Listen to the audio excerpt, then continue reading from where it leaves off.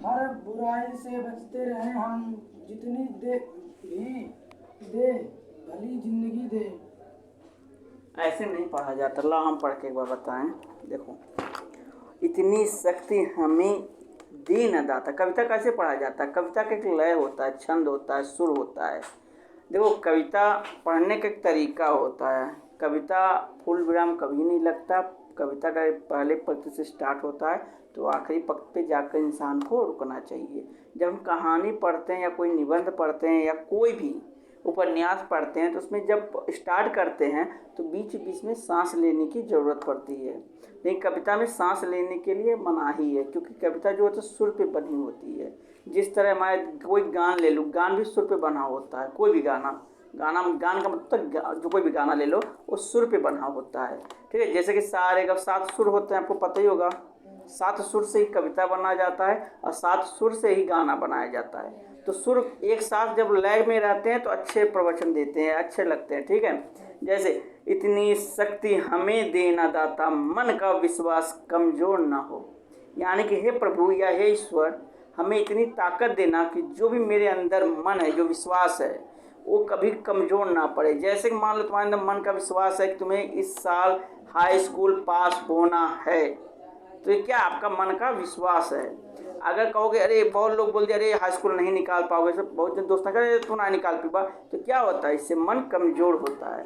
तो इंसान क्या करता है, जब मन कमज़ोर होता है या भावुक हो जाता है या फिर किसी ऐसी परिस्थिति में कमज़ोर पड़ जाता है या फिर उसको शक्ति नहीं रहती है, तो क्या करता है, कहाँ जाता है, उस ईश्वर को याद करता है।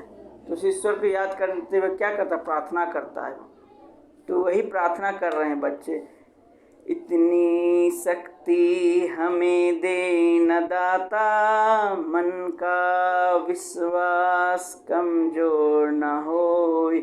हम चले नेक के रास्ते पे, हमसे भूल भी कोई भूल हो ना। ये 2 पंक्ति होती है। पहला होता है छंद, दूसरा क्या होता है, सुर। 14 चौपाई होती है। 14 खंड में बना है तो चौपाई कहा जाता है। जब भी कविता या गीत पढ़ा जाता है तो 2 तैर होता है, इसे बोलते हैं तार, लय। जो पहला तो मुखड़ा, ये पहला क्या है हमारा, मुखड़ा है। कोई भी गाना या कोई भी कविता लिखा जाए सबसे पहले क्या लिखा जाता है, मुखड़ा। बिना मुखड़े का कोई भी कविता या कोई भी गाना नहीं बनता है। ठीक है, उसके बाद क्या आता है, उससे जुड़े हुए, मुखड़े से जुड़े हुए जो भी अनंत आते हैं, तर आता है, वो लिखा जाता है। कविता लिखने के अपना एक अलग तरीका होता है।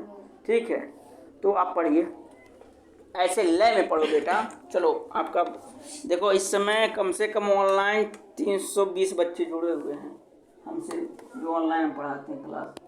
चलो स्टार्ट करो, पढ़ाओ। इतनी शक्ति हमें देना दाता, मन का विश्वास कमजोर होना। हम चले नेक रास्ते पे, हमसे भूल भी कोई भूल ना होना। दूर अज्ञान के हो अंधेरे, तुम हमें ज्ञान की रोशनी दे। हर बुराई से बचते रहे हम, जितनी दे भली जिंदगी दे। बस रुको, ये पूरा चैप्टर लाओ, दिखाओ हमको कहाँ तक पढ़े तुम। ये पढ़ लिए ना, हमें बुराई से बचते रहें, जितनी भी दे भली जिंदगी दे। बैर ना हो, बैर होना किसी से किसी का, भावना मन में बदले की होना। ठीक है, इसका मतलब समझा दे रहे हैं। ठीक है, सुनो ध्यान से, आप बैठ जाओ। कह रहे हैं भगवान से बच्चे, हे प्रभु हमें इतनी ताकत देना, जो हमारे अंदर मन है, जो विश्वास है, जो प्रेरणा है, वो कभी कमजोर ना पड़े। हमें डॉक्टर बनना है तो डॉक्टर बनने की चाहत देना। ठीक है, हमें इंजीनियर बनना है तो इंजीनियर बनने की प्रेरणा देना, चाहत देना। हमें कोई एक्स सर्विस यानी पुलिस फोर्स, सोल्जर में जाना, मिलिट्री में जाना, तो उसकी हमें प्रेरणा देना। हमें जो भी काम करना उसके प्रति हमें जागरूक करना। हमें इतनी ताकत देना कि हम उससे लड़ सकें और वो अपनी मंजिल को प्राप्त कर सके। मंजिल प्राप्त करना बहुत हार्ड होता है, बहुत कठिन कार्य होता है। अगर आपको कह दिया जाए आपको यहाँ से घर जाना है तो भी बहुत कठिन कार्य होता है। ठीक है, घर जाने के लिए आप यहाँ से तो निकल गए घर के लिए, ये रास्ते में कुछ भी हो सकता है, तूफान, बारिश, एक्सीडेंट, कुछ भी हो सकता है। तो क्या बोलोगे, जिंदगी एक एक पल बहुत कठिन से जिया जाता है।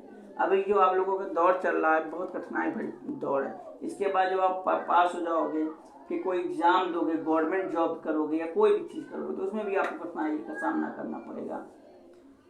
तो हमें चले नेक के रास्ते, ये बोला हम हमेशा नेक के रास्ते चले, लोगों की मदद करें, ठीक है। जो हमसे गरीब हैं, जो हमसे नीचे, उनकी हम हमेशा मदद करें। जो आपकी ज़रूरत, जो बच्चे कमज़ोर हैं, पढ़े लिखे नहीं हैं या उनको पढ़ने की इच्छा, उनकी हेल्प करें, ठीक है। आप अपने छोटे बच्चों को पढ़ा सकें, इतना विश्वास दीजिए, ठीक है। भूल कर भी कोई, अगर आपसे कोई भी ऐसी भूल हो जाए, कोई भी ऐसी गलती हो जाए, उस गलती को भी गलती ना कहा जाए, ऐसा काम कीजिए कि हमसे कोई भूल होना भी चाहे वो भी भूल ना हो पाए। इतनी ताकत दीजिए, इतनी ज्ञान दीजिए। इस संसार में सबसे ताकतवर चीज़ क्या है बताइए? हाँ, इस संसार में सबसे ताकतवर चीज़ क्या है? नहीं, इस संसार में सबसे ताकतवर चीज़ प्रेम होता है, और प्रेम से ताकतवर चीज़ ज्ञान होता है। ज्ञान इस संसार को विजयी बना सकता है। अगर आपके पास ज्ञान है तो पूरे संसार आपका है, ज्ञान विहीन है, ज्ञान नहीं है तो आपका कोई नहीं है।